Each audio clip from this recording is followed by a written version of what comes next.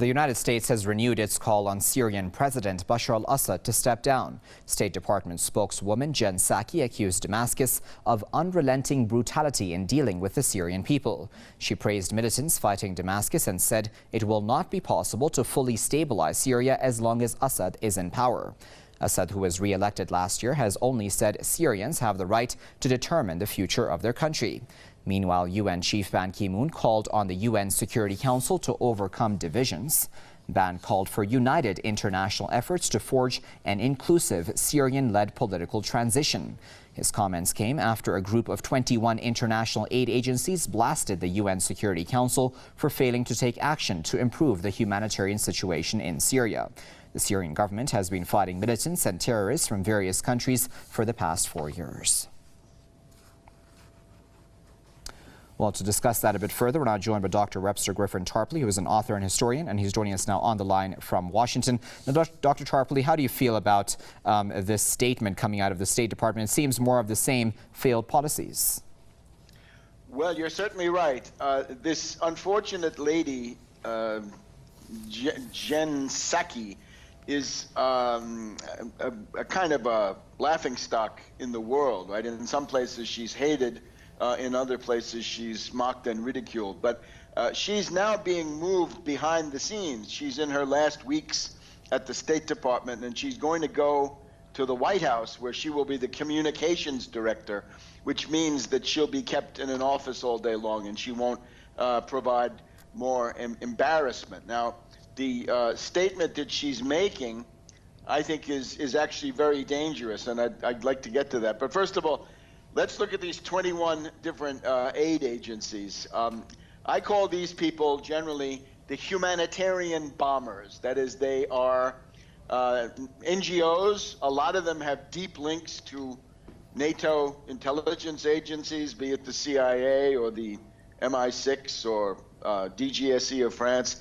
And they have uniformly, I think, or at least many of them, have proposed the bombing of the Assad government as somehow a solution to the human rights problem in Syria, which I think shows that they're morally insane. They simply don't understand what they're doing. If you're serious about doing peaceful things to help the Syrian people, you should address yourself to Turkey and tell them, close that border to the various terrorists that are being infiltrated. You can go to Saudi Arabia or Qatar and tell them, stop sending all the money, be it the government or private individuals, sending money to help the terrorists of all types persist. And she should really look inside her own State Department, because there are a lot of people there who support this, I think, doomed idea, another fiasco of arming or somehow training the Free Syrian Army, when, of course, the moderate Syrian opposition exists, but it's in the parliament. It's not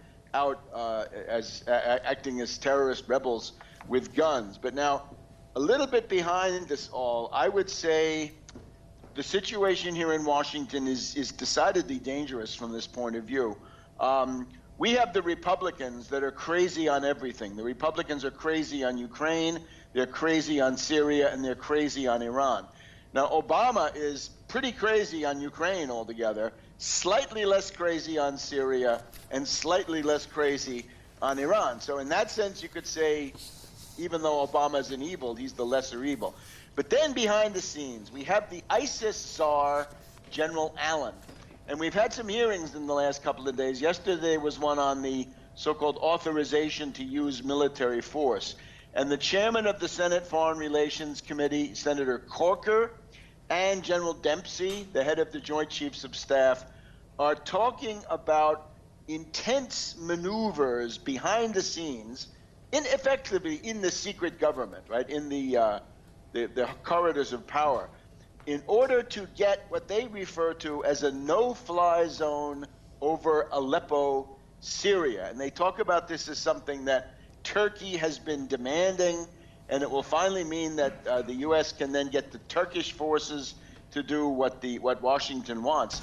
I would simply say this is the ISIS czar, General Allen, who comes to Washington, brings back the demands of Saudi Arabia, of Qatar, of Turkey, and others, and it always comes down somehow to this idea of bombing Assad. So in recent years, General Dempsey has been much more intelligent, right? He once gave a talk about what it means to have a no-fly zone. A no-fly zone means a bombing campaign of many weeks to destroy every airport and all the missile defenses and all the anti-aircraft defenses and all the air force of the target country. So they seem to be inching towards it. And of course, Secretary Kerry seems to be on that same line. So this was the subtext of these hearings yesterday in the Senate, which I think a lot of people don't understand, but it's very dangerous. Now, there is some pushback. Two of the leading warmongers have been in trouble, right? General Petraeus, former head of the CIA, will now have to plead guilty to a misdemeanor. He should, of course, go to jail, but he won't go to jail. But this is at least something. And then one of the worst warmongers in the Senate, Senator Menendez, the number 2 on the Senate Foreign Relations Committee, the ranking Democratic member, he is going to be indicted for bribery and corruption. So, okay, Dr. Tarpley, I do apologize for interrupting you. Unfortunately, we'll have to leave it there for now. But of course, we do, as always, sincerely appreciate your insight. That was Dr. Webster Tarpley, author and historian, who is speaking to us live on the line from Washington.